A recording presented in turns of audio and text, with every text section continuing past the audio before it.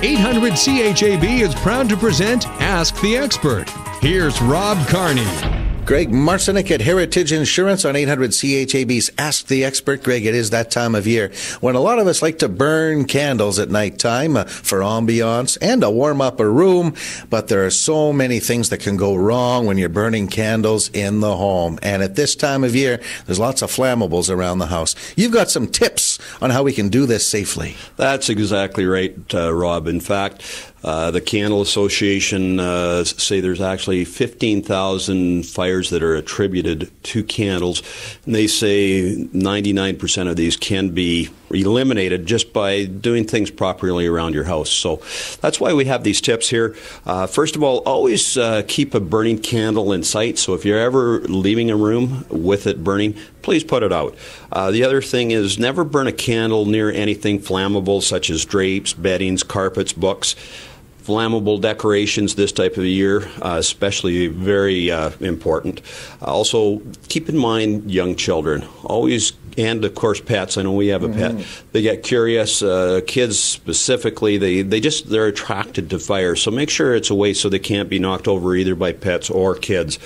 Also, something that I wasn't aware of is trimming your wick. Anytime you start that, it should never be more than 1/4 of an inch. So just take the time to cut it and make sure it's straight. So, because if it's long or crooked, it actually will have uneven burning and dripping. Always use a candle holder that is specifically right for that candle. I've been in houses where they've got a candle that the melted wax is around there and it's in a 45-degree angle, and just not the thing to do. The other thing is be sure that the candle holder is placed on something that is stable and also heat resistant. I was actually just talking to a client the other day, and they had talked where their house almost burnt down because of the fact that they didn't have it in a heat resistant holder. And keep the wax pool free of any match ends or any wick trimmings, because those can also create a fire in there.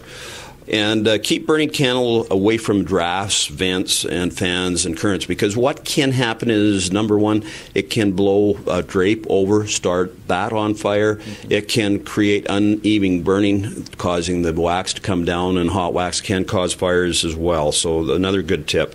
The other thing is never touch a candle or move a candle while it's either lit or while there is wax liquid, because what can happen, it can spill, burn, drop the candle, boom. Instant fire. When putting out the candles, always use a candle snuffer, because I know kids love to blow out the candles and matches. Let them just blow out the match.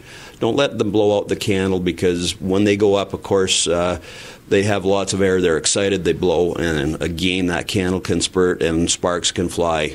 Fires can start. So keep that in mind. I know Matthew loves to burn them both, but if you get a snuffer, they like doing it just as much. And also, if there's a power outage, you should probably use a flashlight as opposed to a candle, because people will be walking around. And lastly, never use a candle as a nightlight. Just make sure you put that out even though you are in the room. That's where a lot of fires do start. So great tips, Rob. Be careful out there, and everyone have a very merry, safe Christmas over the holiday season. We can find these tips online on your website. That's right. They'll be posted today.